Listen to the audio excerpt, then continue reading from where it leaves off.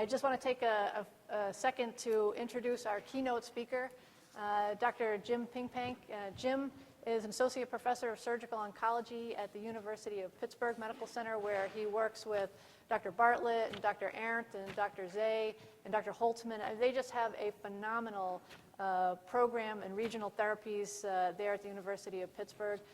Dr. Pingpank gave us a wonderful Grand Rounds lecture for surgery this morning, and today he's going to talk to us about the impact of tumor biology on outcomes for patients undergoing cytoreductive surgery and hyperthermic intraperitoneal chemotherapy for peritoneal malignancies. So that's a mouthful, but... Okay. I'd like to thank Laura for inviting me. It's truly an honor to be back up here, and I'd like to congratulate her on really building a tremendous program up here. We've been through this at Pittsburgh, and I know how much effort it takes to get all these working parts together, and it truly is, when you see one of us up here speaking, you're looking at sort of the tip of the iceberg as far as all the work, because the amount of nursing care and pathology that goes on, and also working with the radiologists, really a lot of people behind the scenes doing a lot of work. I have no conflicts, no commercial interests at all that have anything to do with this presentation. So Laura went over this a little bit, but I really want to go back over a few things, just because one of the things that is really good in medicine is also one of the things that's really bad in medicine, and that's the internet. And you see a lot of misleading information and a lot of misuse of terms, and in order to really be your own best advocate, these terms are really key. Number one, as Laura went over very eloquently, pseudomyxoma peritonei is the sequelae of a variety of diseases. And you really need to know what the underlying disease is so that you can effectively treat it. And the pseudomyxoma is the extracellular component, the mucin that gets within the belly. In some patients, it's really dense and fibrotic. In other patients, it's free-flowing mucin. In other patients, it's pure fluid or ascites. But you have to really know what the underlying disease is, which is driving the pathology, in order to understand what's going on. DPAM, which is the benign variant of the disease, the way we look at it at the University of Pittsburgh is if you know any malignant tumor cells outside of the appendix and all you see is mucin, then we don't consider it to be a malignancy, although it's a very significant clinical problem. But in general, that the absence of tumor cells is what makes this DPAM. Peritoneal carcinomatosis is the spread of cancer cells to any area inside the peritoneal cavity, regardless of where things come from. And Laura went over tumor stage and tumor grade. So really anyone who has tumor outside their primary organ or outside those lymph nodes, that's a stage 4, but not all stage 4s are the same.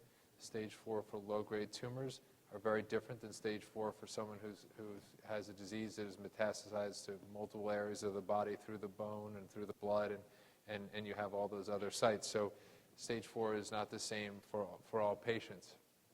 We really, over the last several years, have focused very much on tumor grade. And that's how the tumor looks under the microscope, how aggressive it looks, how angry the cells look. And that, in our mind, really drives a lot of the factors that are associated with things. Cytoreductive surgery is the process of getting out all the problems. So taking out the mucin, taking out the tumor cells, taking out everything that's abnormal and doing your best to leave behind as much as possible so that patients can eat and do well and thrive. And then the HIPEC is the actual administration of the chemotherapy in and out, or in the operating room through a constant perfusion. There's a variety of drugs, all of which seem to work relatively equivalently well. And if you put all of us under truth serum, we'll probably tell you that the majority of the benefit that we see right now in most patients is due to the cytoreductive surgery. That is the biggest thing, being able to effectively remove the disease is the most important thing that we do in the operating room. But that the learning and the research that needs to go on is in this area, and is what to administer, when to administer, and what other things to use. So very basic, as Laura pointed out a little bit, the appendix lives in the lower quadrant of your abdomen. This is your liver, and that's where your spleen is. But if you actually put little charcoal particles into the belly, you'll see that things flow in a very reasonable area, and that's why there's multiple patients will present the exact same way. A little bit of disease on the bottom part of the colon, the sigmoid colon, and a lot of disease up in the right upper quadrant, above the liver, even below the liver, and some of it up by the spleen. And the other area is right in the omentum, which sits here. The good news is that a lot of this stuff that gets uninvolved. So you have a preserved, very substantial amount of small bowel, so patients can have a very extensive amount of disease, as a lot of you know, but will do very well because there'll be a lot of disease, a lot of organs in the body which have been unaffected. Only a couple surgical photos. But these are patients whose CAT scans look the exact same, but really have three very different presentations of the amount of disease in the belly. And so when we look at things and look at the most aggressive things that we see for intraperitoneal malignancies, tumors of the stomach, pancreas, and small bowel and gallbladder tend to be the most advanced, followed by colon and then high-grade appendiceal, then ovarian tumors, mesothelioma, and then the mucinous adenocarcinoma of the appendix, and then DPAM. We're also now starting to see in here people who present with what we call moderately differentiated cancers. And under the microscope, somewhat more aggressive than the traditional low-grade mucinous tumors, but they also tend to be much less invasive than we see with the higher-grade tumors, and so we're working on characterizing them now. So the treatment options, a lot of those have been gone over, but surgical resection is sort of the mainstay of everything, with hopefully the addition of intraperitoneal chemotherapy.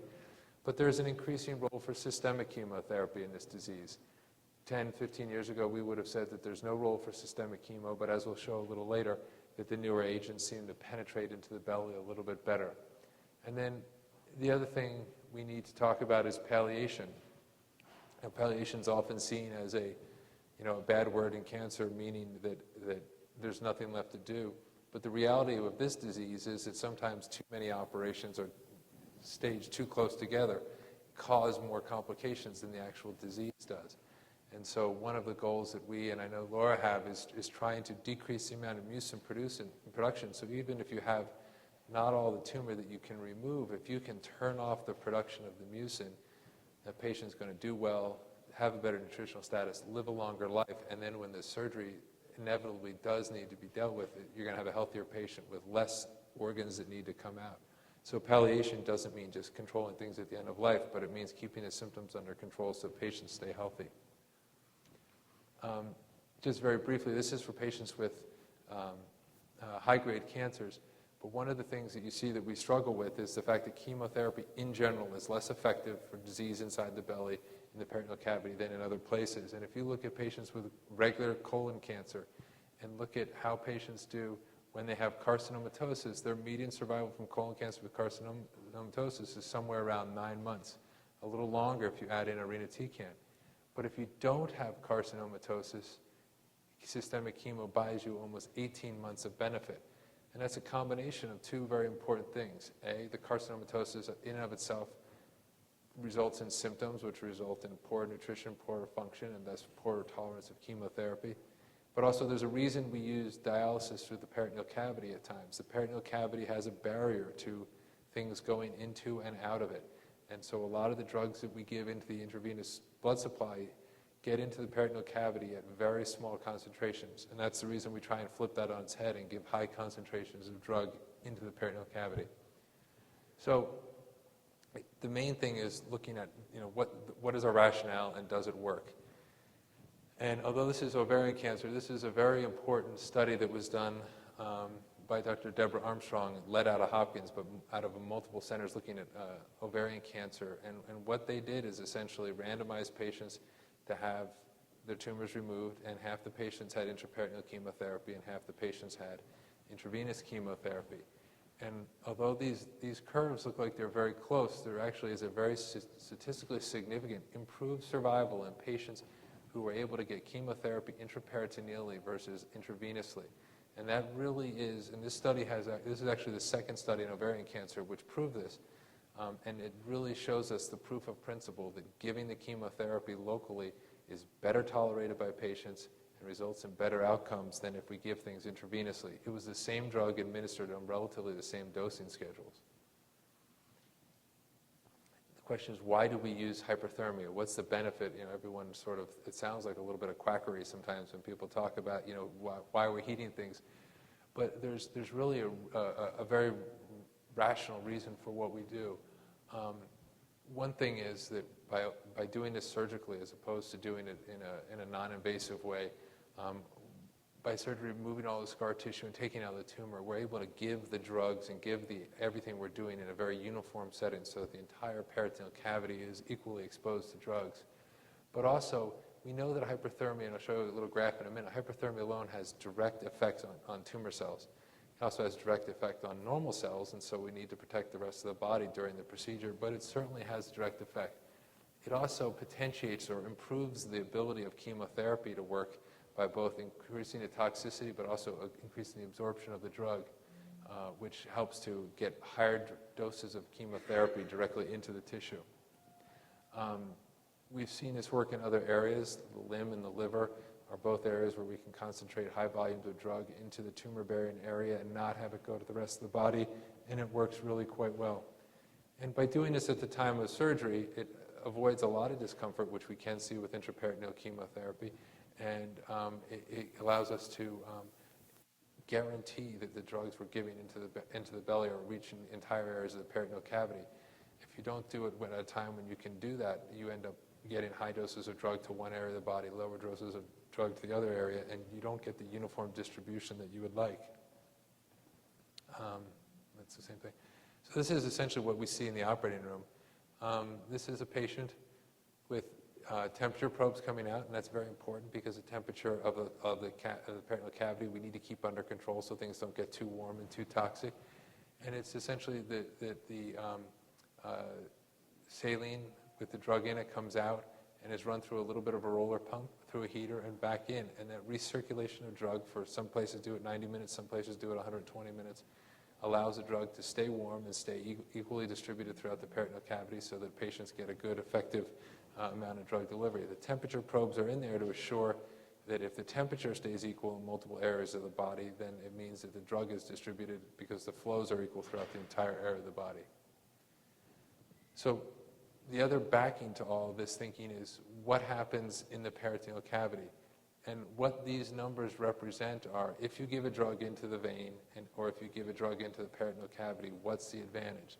And what a lot of people use is mitomycin C, and that's what we use, but cisplatin is also another a favorite of people. And some people use 5-FU. But if you look at mitomycin C, if you give the same amount of drug into the IV as you give into the peritoneal cavity, you get 72 times the amount of drug in the tissue in the peritoneal cavity when you give the drug into the belly as if you give the drug into the IV. So you're decreasing the toxicity, but you're getting a massively higher dose of drug directly into the tumor, and that's the goal of administering it that way. And here you just see the concentration of drug in the perfusion space in the fluid we're perfusing it versus in the rest of the body. So really what I tell our patients is when they ask what the side effects of the chemo are, I really tell them that the side effects are really the surgical procedure. And every once in a while we'll see a little bone marrow suppression and a little hair loss, but really the side effects you're seeing are not from the chemotherapy but from the surgical procedure. And this is just to talk about what happens when you heat. So this heat alone at 37, 38, 39 degrees doesn't do a lot to tumor cells. But as you start to go a little warmer, you get more toxicity to the tumor cells than you would get. Unfortunately, when you get down here where you see a lot of toxicity, you also see toxicity to normal cells. So we really try and stay right in this range where the chemotherapy helps us to cause toxicity to tumor cells. So nothing's perfect, and there are some disadvantages to the system or to this therapy. And when you talk about when is the right time to operate and what to do, the disadvantages are important. Obviously, chemotherapy in and of itself given into the belly can cause pain, not when done under general anesthesia. But you can also, if you don't do this operatively, you can have unequal distribution of the chemo throughout the belly. But the real issue is right here, and that's once you get above 5, sometimes above 5 millimeters, sometimes above a centimeter of tumor, you lose your ability to get chemotherapy into the tumor nodules. And so when Dr. Lambert's talking about patients being operated on appropriately and at the appropriate time, and why we think it's really important that the surgical component of it is really driving a lot of the outcomes we see, is because the chemo is very good at microscopic disease and really disease less than 5 millimeters. But certainly when you get above a centimeter of residual tumor nodules that we can't get out without taking out vital structures, the penetration of drug into those areas starts to become more problematic. And so until we find better ways to improve that penetration, that is going to be a little bit of a roadblock There's a variety of complicated ways of staging this that you'll see, and people have complicated graphs. We're pretty simplistic in Pittsburgh, so we just stage people in one of 4 ways. Stage 0 is we got everything out that we can see or feel. Stages essentially 1 and 2 are very limited disease in size, and so tumors that we think that chemotherapy is very adequately going to make its way into, and so patients who are at the end of the surgical procedure able to be treated. And then stage 3 are patients who usually will end up getting chemotherapy, but we're very cautious about because we're not able to get them down to exactly where we want. And these are the circumstances where we would talk about chemotherapy in addition to what has already been gone on in the operating room. And if we can't get people down to really less than 2 centimeters, our goal is not even to be in the operating room at that time. Those are patients who will frequently go on chemotherapy up front, but we really would like not to be in the operating room and find out that this is what we know is that if you can't get down past this level, the chemotherapy that you give in the operating room is not going to be worth the toxicity you see because you're just not going to get the delivery you need. I think there's a final surgical procedure, but this is sort of what we want at the end. I mean, all this, and it's a little bright, but all these are normal areas where we don't see any evidence of tumor. Now, if we biopsied all these areas, we would find tumor cells. That's the reality of the disease. But that's what the chemotherapy that we administer is designed to do. But chemotherapy without clearing the disease to that degree is really going to be unsuccessful. And this is the CAT scan we would like to see. So disease over the liver, and you can see a little bit of mucin hanging out there. But here's a patient 54 months later with no fluid or mucin up here, no fluid down here or anything. And so that's the goal of this procedure.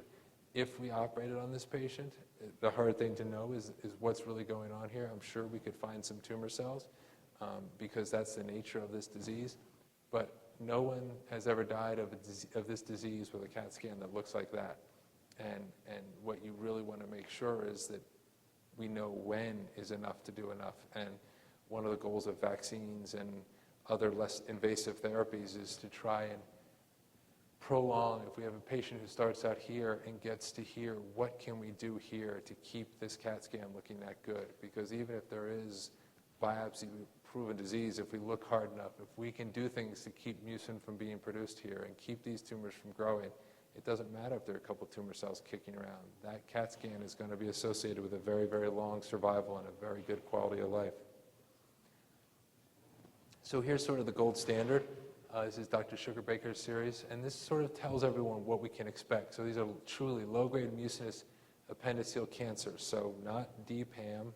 These are patients who there were tumor cells seen outside the appendix at the time of surgery, and this is where being diagnosed early, being treated appropriately is very important because this line is the survival of all the patients who had all of their disease resected at the time. And this line right here are a smaller number of patients, about half, but those are that they were unable to get all of their disease out. So certainly earlier diagnosis and earlier treatment leads to far better outcome with 80% of patients alive 7 years out. When you look at not all places that you go to, and one of the things that's confusing on the internet is there are places, and great places, Sloan Kettering does not do intraperitoneal or heated intraperitoneal chemotherapy. And the reason they don't is because their data, when this is one of the publications, and this has just been updated in the last couple of weeks, when they look at how their patients did after having all their disease resected and just having a catheter put in to administer intraperitoneal disease, they saw the exact same outcomes as that group of patients that Dr. Sugarbaker reported on. And the key thing in that is, again, that they're patients who had large surgical procedures to get out all their disease, and the chemotherapy at the end was felt to be additive, but not the mainstay of the disease. We don't know 100% what the right answer is, but I will tell you there was a little bit of bias in this group in that the patients who have really significant disease tend to get sent to one of the centers that is a little more aggressive.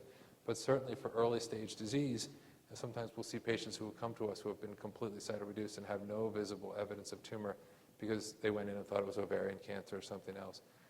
In general, you're going to get a tremendous amount of mileage out of that, and so we're not very eager to jump back into patients until we see evidence of disease progressing because of data like this that shows that surgery alone or surgery with intraperitoneal chemo, not the HIPEC portion of it, can control disease for many, many years. So we looked at all the patients who we treated at the NCI before we sort of moved up to Pittsburgh in various stages. And the majority of the patients we treated were low-grade appendix, but we did see some high-grade appendix and some colorectal cancer patients, and then and these are all the gastrointestinal cancers. Interestingly, when we go back, we do not see a single patient who we would classify as an intermediate grade tumor. And now we have seen close to 25 of them in the last 2 years at the University of Pittsburgh. So I don't know if that's a change in the way the pathologists are looking at things or if we're actually seeing a change in the disease. But we look at all patients with pseudomyxoma peritonei of a GI cancer origin, regardless of the cell type or what it looks like, that a total of 120 patients treated, the median survival is somewhere around 4 years. And you can see that all these lines indicate not a death of a patient, but when we drew the graph, this patient was 47 months out, so it's called censoring. So if you want to know sort of how patients are doing, there's a large number of patients who sit right out here who still have not had any disease come back. So you can see that no matter what the histology is, however the grade is, in general, patients have very prolonged survivals, and that's why we're not looking to replace the therapy we've done necessarily, but we're looking to add to the efficacy of the therapies. When we split those patients out by tissue grade, and what I think is the most important component of all of this, we see that for patients with low-grade tumors versus high-grade tumors, you see a very different line play out over time. In fact, what we use for median survival, the 50% line, is actually never reached in patients who had low-grade tumors. So certainly those patients with lower-grade tumors do better, but even patients with high-grade tumors properly selected have much longer survivals than we would expect. And when you take all the low-grade tumors and say, how did we do in the operating room with them? How adequately were we able to resect all their tumors? A complete cytoreduction of all tumor with a low-grade tumor at 5 years, essentially only one patient had died, excuse me. And so you see a very significant impact of low-grade histology and diagnosis and therapy at a time when all the disease could be completely resected. This is what we were able to see with, and this includes our mesothelioma patients. But if you look at our high-grade and our low-grade patients that contributed to that graph and pretty good survivals, what you'll see is that a large segment of the patients were able to be cytoreduced down to less than a centimeter disease, but not down to zero disease. And so you do see that even in the presence of active disease at the end of the operation, the chemotherapy does appear to be effective. I thought this was going to be a little bigger. Sorry about that. This is our graph from our patients in Pittsburgh, but essentially looking at the exact same group of parameters that we did for our NCI patients. It's a different drug. We were using cisplatin at the NCI. We've completely switched over to mitomycin C due to toxicity issues. And in all patients with appendiceal cancers now, a lot of them were low-grade. 63% of them were low-grade, but 35% of them were high-grade tumors. Our median survival was 6.7 years, so pretty significantly prolonged, and that's all disease across all comers. But once again, we saw that the impact of tumor grade was very substantial with the low-grade patients having a longer survival. One of the things that we've been looking at very aggressively is that KRAS mutation is present in 61% of patients. To flip that on its head, that means that there's no mutation of this gene in 40% of patients. That means that there's a drug called cetuximab that works very well, and it works very well with certain chemotherapies in order to improve response. And so that's a drug that we're starting to add to the cocktail that we give patients because it's a drug which attacks tumors that have the absence of that mutated gene. This is what we saw in patients who had, not we saw, but this is, so the gold standard in doing everything that we do, and it's hard with rare diseases, and it's the problem with all research into rare diseases, is what you really want to do is take a group of patients who have the exact same disease, the exact same presentation, and put half of them in one treatment, half of them in the other treatment, and see which one does better. It's called a randomized trial.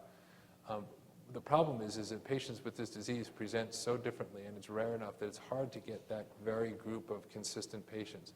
But one of the trials that's been able to do that was a European trial by Vic Verwal, who looked at this is patients with colorectal cancer, but patients would get standard treatment, which means intravenous chemotherapy, or patients would get experimental arm, which was HIPEC with cytoreduction, followed by chemotherapy. And what they demonstrated was a significant survival, even in high grade, so the worst acting group of patients, in patients who got the HIPEC with the cytoreduction versus the standard chemotherapy. So in Europe, even for the high-grade cancers, if the tumors can be removed surgically, then this is considered to be standard of care. But again, a very important component of what he did, and again, not to beat a dead horse, but early diagnosis. So patients who they were able to get out all of the disease did substantially better than patients who had small amounts of residual disease versus patients who had larger amounts of residual disease. And this is where advocacy and everything else plays out in all aspects of this. Because if people don't get referred to specialty centers until everything is given up on, and no matter what low-grade or high-grade tumors don't get referred until there's bulky disease, it's bigger operations, more organ resections, less quality of life as far as nutrition, everything post-operatively. And so one of our goals is to move all these patients into this line by getting everyone appropriately diagnosed and referred to a center. We saw a similar thing at the NCI. Anything that comes out of the NCI is slightly biased because it's a single referral site, and we tended to see patients who came from all over the country. So in general, patients would be a little healthier because they had to get on a plane and fly. But that's the only caveat that, so we saw a lot of patients who were able to be completely cytoreduced and really down to an R0 resection, meaning no visible or palpable disease. But there were still 11 patients in our series who we could not adequately address surgically. What we saw in this, that even when we looked at the series, half of them were still alive with disease, and that the peritoneal progression-free survival, meaning the time that the disease was under control with very close radiologic follow-up, was 9 months. And but what we do see is that, and this is a graphic illustration of that, but when we go to the next curve and we look at what is the overall survival in all patients who we saw with the peritoneal carcinomatosis from high-grade tumors, we still had a greater than 2-year median survival, something that we want to do far better at, and these are patients who did not get systemic chemotherapy at the time. But even showing that even with the high-grade tumors, if we can get the disease under control surgically, we can do it. Again, what is the impact on being able to completely resect versus not? And it's very significant. So there's really a 2-year difference in survival if everything can be resected versus everything can't. So a complete cytoreduction led to an average survival, so 50% of patients were alive 3 years later, whereas if we could not get all the disease out, 50% of patients were only alive for 12 months. So that's a very substantial difference, which is, again, something we're trying to work with better drugs and better agents. Finally, what should people expect as far as outcomes and quality? This is the somewhat most recent version of us looking at our data, and Laura does this too, and we do this. It's every year we update our data, not just to get another publication, but you really want to check safety with all these things because this is a big operation. There's a lot of things that patients go through, and you want to make sure that you're selecting the patients appropriately. We had 0 patients who died in-house. We did have what we call a 30-day hospital mortality rate, which is the number of patients who are not alive 30 days after the operation, and that's a real number. That's less than 2%. There are complications associated with this operation. There's no doubt about it, and that's why family support, foundation support, nutritional support, all these things are important in order to get patients through really the first 2 months of this operation, which is really a tougher time than for some other of the smaller operations that get done. But the benefit is there. So 2 and 3 years, half of our patients are alive and doing well. These are patients with all types of carcinomatosis, including colorectal and high-grade appendiceal cancers. Just very briefly, just to talk about a very similar disease and something where we're learning some lessons. This is our series looking at peritoneal mesothelioma, which is a slightly different disease, but one in which chemotherapy is a little more sensitive and gives us a little bit of a hint as to what we can expect if we get even better drugs and better agents to work with some of the intermediate and higher grade tumors. So mesothelioma tends to start in the peritoneal cavity and stay in the peritoneal cavity, but it's a little more sensitive to the drug cisplatin than the drugs we presently use for our HIPECs. And if you can see, unlike our other therapies, the majority of patients did not have complete resection of all their disease. And so they had very large operative procedures, a lot of removal of tumor, but there was clearly tumor left behind. One of the things we saw, though, is even when the presence of tumor left behind, there was a very good ability to get patients with prolonged survival. So the peritoneal progression-free survival, so just in the peritoneal cavity, was 18 months, and the overall survival was 60 months. And what we saw that mattered was age, and then the previous cytoreduction. So had they had previous surgeries, it was actually a benefit because patients who had multiple surgeries tended to be in a little better shape. It's a little counterintuitive, but one of the things that was interesting is if you were able to get a patient down to less than 2 centimeters of disease, regardless of the stage, they did the exact same. And that's because it was a drug that was more effective than the ones that we presently have for the mucinous tumors of the appendix. And so once you were able to get people into that window where 2 centimeters or less led to great tumor absorption of drugs, patients did equivalently well. And that's important for preservation of intestine, preservation of people's stomachs, and the avoidance of ostomies whenever possible. And so that is really our goal, is to try and use drugs better so that in the folks who we can't get everything out, we can add in those drugs. And this is what we see for our overall survival. So again, in those group of patients, including all of them, about 50% of our patients are alive and with disease control at 5 years. At 5 years, the average without therapy is less than a year. But again, if we can't get below 2 centimeters of disease, so what we consider to be a suboptimal resection, we just can't get the penetration of drug into the tumor, and therefore we run into a little bit of a wall as far as therapeutic options. So to summarize, I think a couple take-home messages are really important to emphasize in addition to what Dr. Lambert has stated. One, durable control of disease is really quite possible with these diseases. And disease control is frequently not going to be a normal CAT scan. And it's the hardest thing, I think, sometimes for people to realize. But a patient who's thriving and eating well with minimal disease that has already been through a big operation, that is our next goal of intervention, is to try and find things that are less invasive and less toxic for those patients, well, for all patients, but specifically for those patients first, trying to keep that disease from progressing to the point where it becomes symptomatic and problematic. We feel that this type of regional therapy should be considered first-line therapy for all patients with this disease. Having said that, there are still patients who will go on chemotherapy before we operate them for very specific reasons. And for patients who have high-risk disease, and we're starting to see better pathology, and you're going to hear talk about that in a little bit, better quantification of what's going on, we want to find out who those patients are, who should we be treating, because we don't want to give chemo to people who aren't going to benefit, but clearly there is a need to give drugs to a certain subset of patients. And investigational approaches, which is really the important thing, one of the most important things, aside from patient advocacy that we get out of foundations, is that a lot of these rare diseases are hard to fund research for. And we look at vaccine trials and some of the intraperitoneal trials that Dr. Lambert and the UMass group are doing. Getting those agents into a population of rare disease, there's no company who's all that excited about doing it. There's not a lot of money to be made.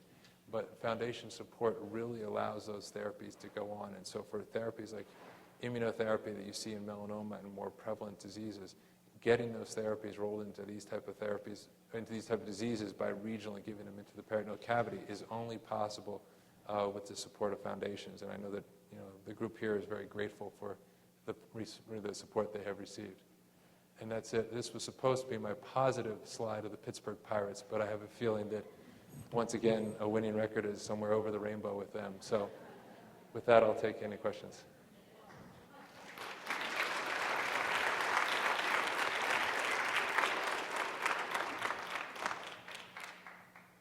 Questions at the end? Thanks. Jim. Does anybody have any questions for Dr. Pingpank? So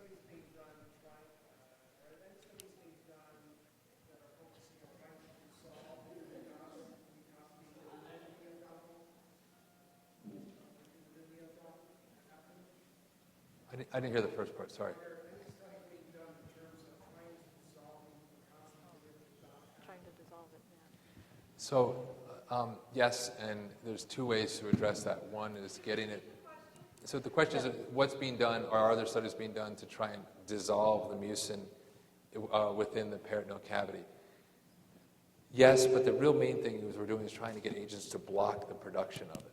And so dissolving it has been difficult, and I'm not sure that anyone's actually been able to do that in the lab, but blocking the production with some of the COX-2 inhibitors, so variations of Celebrex and other drugs that minimally knock down the immune system, have been successful in the animal model as far as blocking the production of mucin. And so that's one of the things that we've been working on, and we have a cocktail of drugs that we hope will be relatively soon available. The problem is, again, it's not only a funding issue, but getting these drugs into small groups of patients is somewhat of a daunting financial challenge, but hopefully sometime in the next, probably early 2013, we'll have the ability to try and do that. But that is one of the things about controlling the disease, keeping anything that's there from multiplying or being active enough to make the mucin, which in some patients can be as debilitating as the tumor cells themselves, and keep that under control is an active area of investigation. So Dr. Esquivel down in Baltimore has had actually a fairly big study looking at different agents that would break up that mucin, and unfortunately they just haven't found anything that would really dissolve it.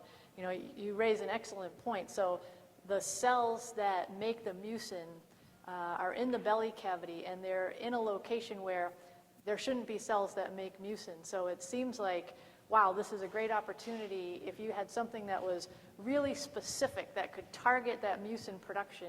The only cells that it would affect in the belly cavity, if you put it in there, would be those cells that are making the mucin. And so a lot of people are interested in that type of targeted agent to really focus on shutting down the production of the mucin, because like Jim said, that would really help a lot of people in terms of their quality of life as well as their longevity. And that's sort of something that a lot of people are pursuing right now, and hopefully we'll identify something that'll work in that fashion. Any other questions?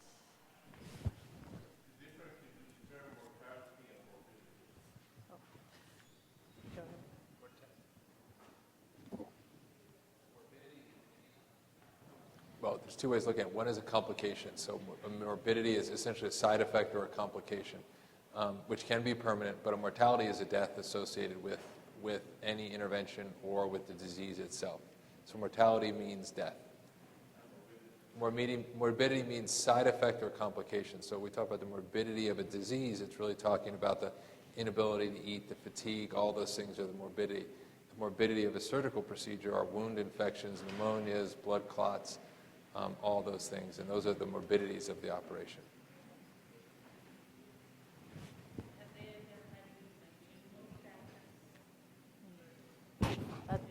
That's a great. The question is, have we identified any genetic component? And everybody, I wish we did. Is the answer I give. People say, is my family at risk for this? Should my children have their appendix taken out? And the answer that like I said, is I wish it was, because we could then identify people who were at risk for this, and how simple would that be? We could take out their appendix. That would be great. We could get everybody's appendix out. Unfortunately, people have looked, and nobody that I know of has identified that it runs in families at all. So at some level, something happens in the genes. There's a mutation, but it doesn't seem it's like something that you inherit from your family. So.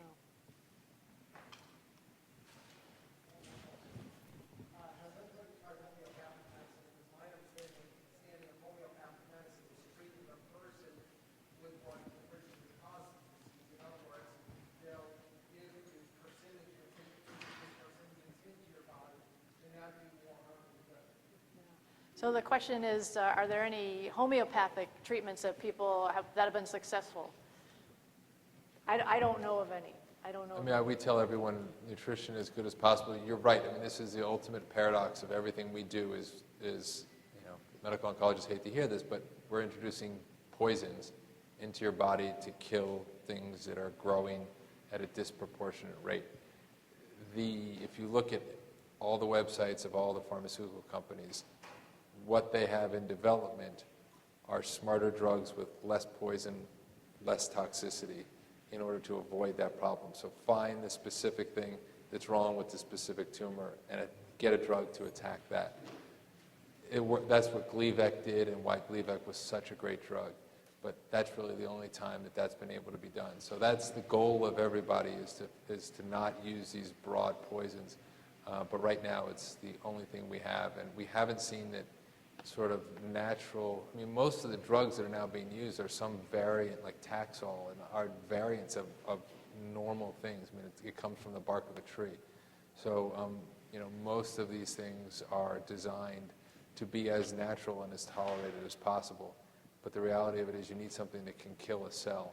And I think that the best way for homeopathic and other things probably to impact things are going to be able to find the things that put you at risk and modify people's diets and behavior that way.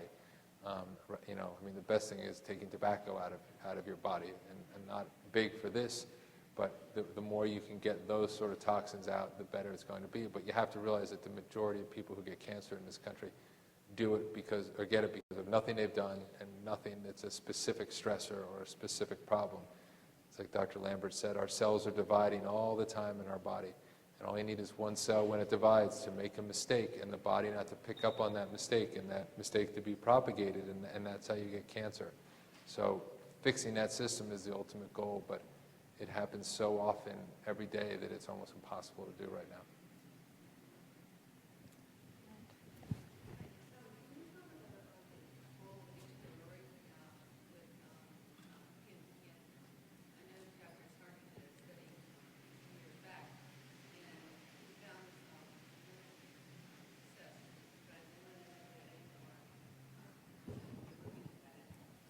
So the question was, what is the role of a bacteria called H. pylori with the development of appendiceal cancers and pseudomyxoma?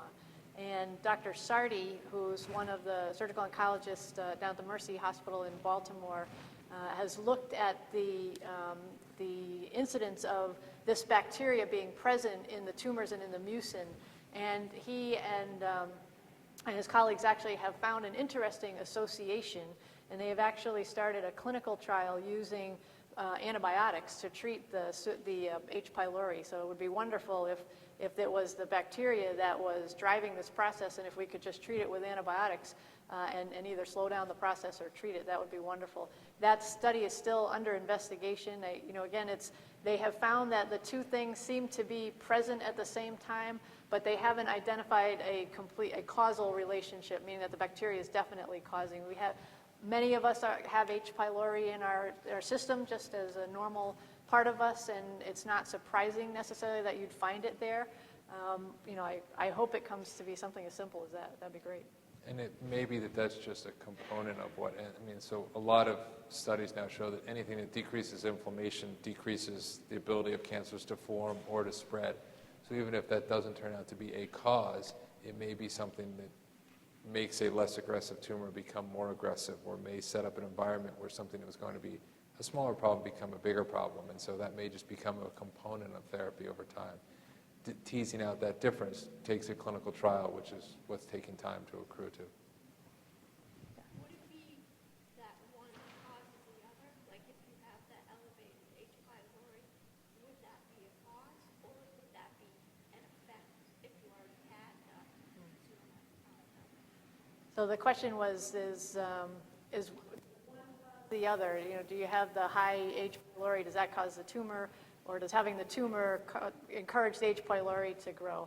And again, that's the answer that it could go either way, you're right, we don't know the answer to that. We just see that in people that have pseudomyxoma, they found a very high incidence of this bacteria being present. Whether it just happens to be at the same place at the same time, or whether they're actually working one on another, they don't know the answer to that just yet. Great.